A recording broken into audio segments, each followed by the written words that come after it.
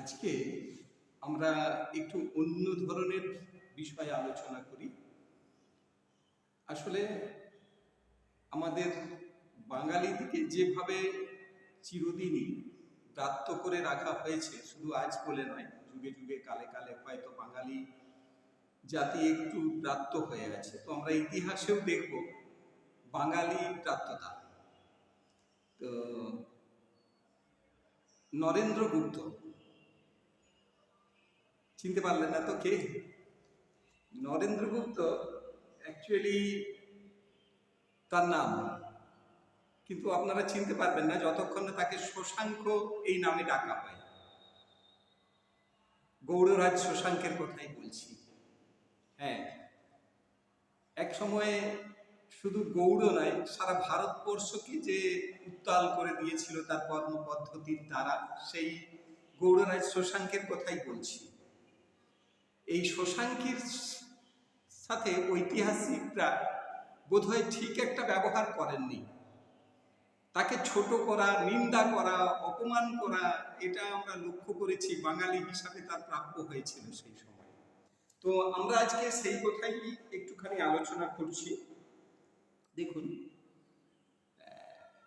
আপনারা জানেন যে হর্ষবর্ধনের সাথে শশাঙ্কের চিরদিনেরই একটা বিবাদ ছিল। কেননা ইতিপূর্বে শশাঙ্ক হর্ষবর্ধনের দাদা রাজ্যবর্ধনকে পরাজিত এবং হত্যা করেছিলেন। যাই হোক, সেখানে ছল একটু ছিল, অবশ্যই মানছি, কিন্তু রাজ্যবর্ধন শশাঙ্কের হাতে পরাজিত এবং নিহত হয়েছিল, এই কথা সত্য। তাহলে তার প্রতিশোধের বাসনা তার ভাই হর্ষবর্ধনের একটা অবশ্যই ছিল। তো পরবর্তীকালে আমরা দেখেছি যে হর্ষবর্ধনের সাথে শশাঙ্কের একটা বিবাদ বা যুদ্ধ হয়েছিল।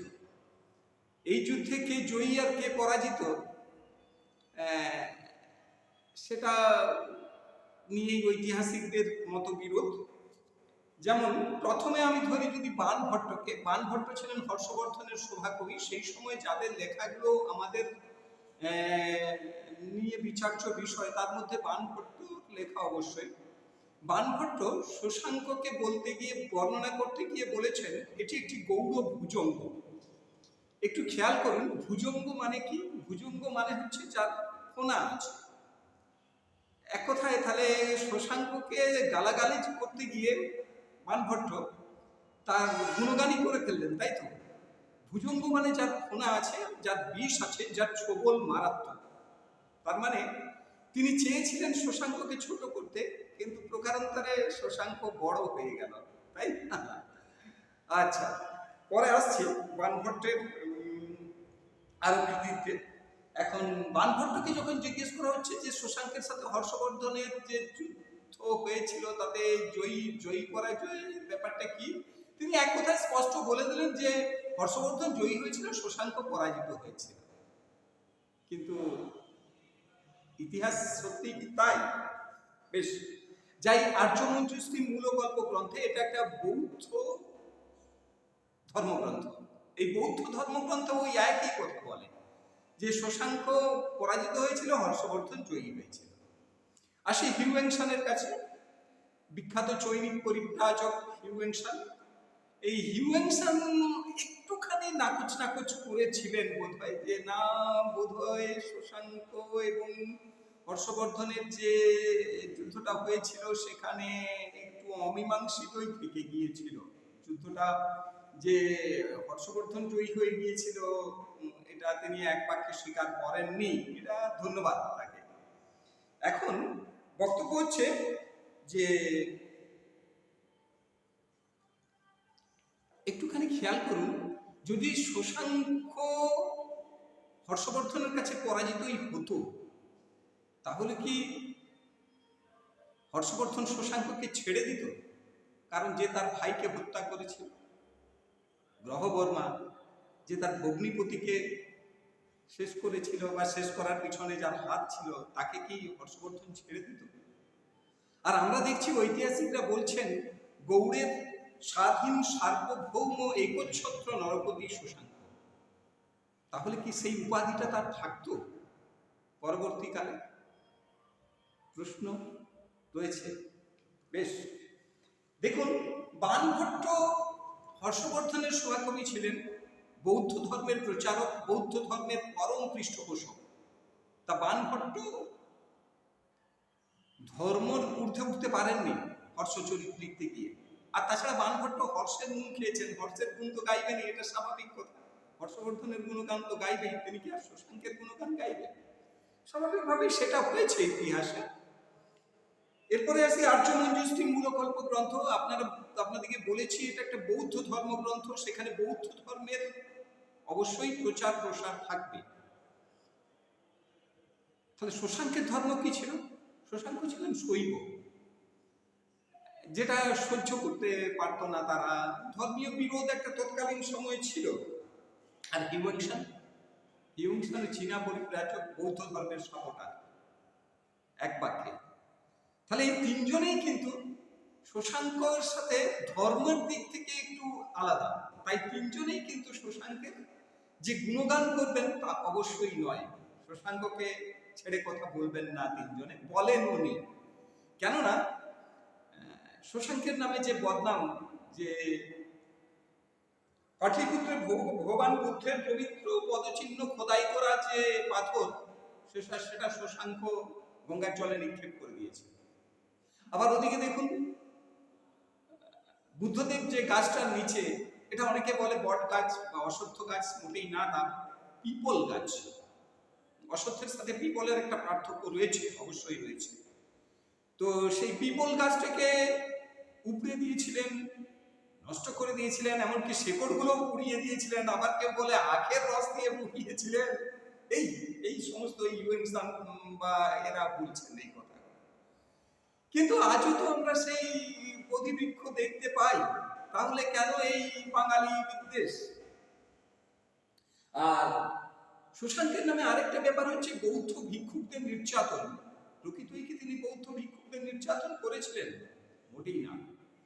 তাহলে বাংলায় রক্ত মৃত্তিকা বৌদ্ধ বিহার থাকতো না, যে বৌদ্ধ বিহারে তৎকালীন সময়ে অসংখ্য বৌদ্ধ ধর্মাবলম্বী মানুষ আমরা লক্ষ্য করি। তাহলে সেটা কি? তাহলে কি এরা সব একযোগে শশাঙ্ককে আক্রমণ করাই এদের উদ্দেশ্য? হ্যাঁ, অনেকটা তাই। আবার কেউ কেউ বলছে যে শশাঙ্কর শেষে কুষ্ঠ হয়েছিল, ইত্যাদি ইত্যাদি।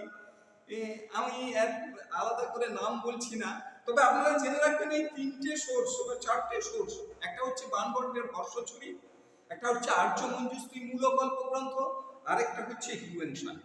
এই তিনজনেই কিন্তু শশাঙ্ককে খুব একটা পছন্দ করতেন না, মেনে নিতেন না। কিন্তু মেনে না নিলে কি হবে? একচ্ছত্র অধিপতি তো ছিল গৌড়ের। এখন প্রশ্ন হচ্ছে কর্ণ সুবর্ণকে নিয়ে। এখন এই প্রসঙ্গে একটা কথা বলে রাখি, কর্ণ সুবর্ণ ঠিক কোথায়? মুর্শিদাবাদের চিরুলি রেল স্টেশন, তার কাছাকাছি কর্ণ সুবর্ণ। মালব রাজ যে দেবগুপ্ত, এটা মৈত্রক বংশ। এই দেবগুপ্তের সাথে শশাঙ্ক একসঙ্গে মিলিত হয়েছিলেন এবং মিলিত হয়ে এই প্রতিরোধ করেছিলেন শশাঙ্কের বিরুদ্ধে। অবশ্য এই কথাও সত্য যে শশাঙ্কের যা শক্তি, তাতে শশাঙ্ক একাই কিন্তু 100, এটা সত্য কথা। সেটা আমি যে বাঙালি বলে বাঙালি বিদ্বেষের বাইরে যাচ্ছি বা বাঙালির সাপোর্ট করছি তা নয়। ইতিহাস যা বলছে আমি তাই বলছি, একমাত্র অন্য কিছু নয়। আরেকটা কথা শুনতে আপনাদের খুব ভালো লাগবে। মেদিনীপুরের কাছে সরসংখ্যা দিঘি বলে একটা দিঘি রয়েছে, যেটা 140 একরের একটা দিঘি। বলতে গেলে 80টা ফুটবল মাঠের সমান বলছে।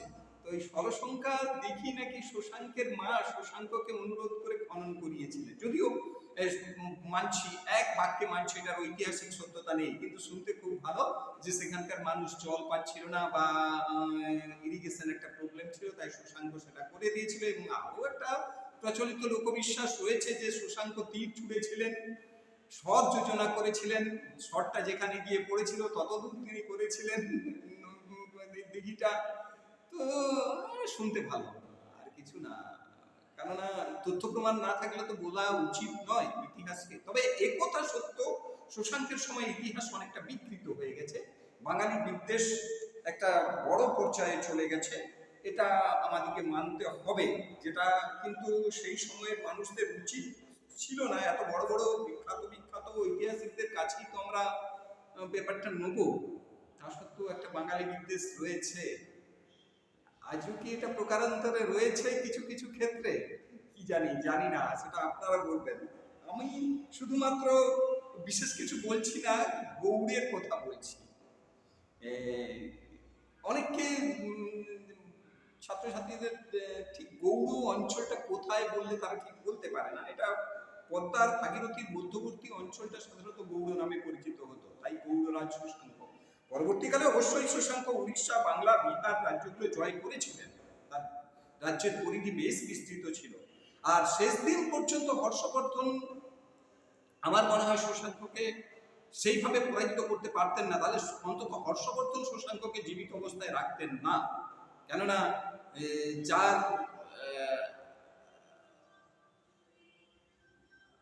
প্রতি এতটাই রোষ, ভাইকে অর্থাৎ দাদাকে হত্যা করেছে, রঘুবর্মাকে হত্যা করেছে, রাজ্যশ্রীর যে স্বামী তার কথা বলছি, তাহলে সেটা কি ছেড়ে দিত শশাঙ্ক? বলুন তো।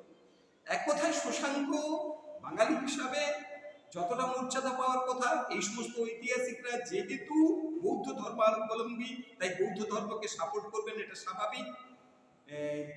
কিন্তু ঐতিহাসিকদের একটু ঊর্ধ্বে ওঠা উচিত ছিল, এটাই আমি বলতে চাইছি। ঐতিহাসিকদের বাঙালি বিদ্বেষ এই জায়গাটাই বোধহয় আমি বলতে চাইছি, আপনাদেরকে বোঝাতে চাইছি। আশা করি অনেকটাই পরিষ্কার। Thank you.